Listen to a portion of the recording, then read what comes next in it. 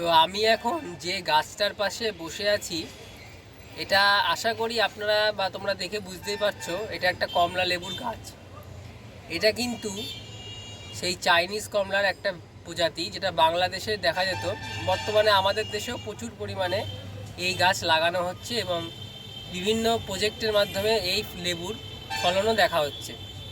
তো আমি ছাদ বাগানে এই গাছ একটা লাগিয়েছিলাম গত বছরে।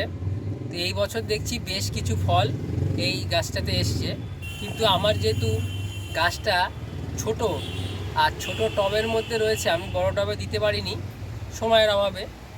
সেই কারণে আমার লেবুগুলো কিন্তু খুব বেশি বড় হয়নি। তোমরা দেখো মোটামুটি ছোট ছোট সাইজে এসছে।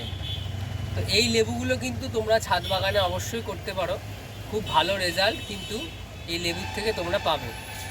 আর একটা কথা বলে রাখি, এই লেবু কোনো রকম বিশেষ যত্নের প্রয়োজনই হয় না, শুধুমাত্র একটু সার প্রয়োগ করলে মাঝে সাঝে খুব ভালোভাবে কিন্তু গাছের গ্রোথ করা সম্ভব। আমার এই গাছটা তোমাদের দেখালাম।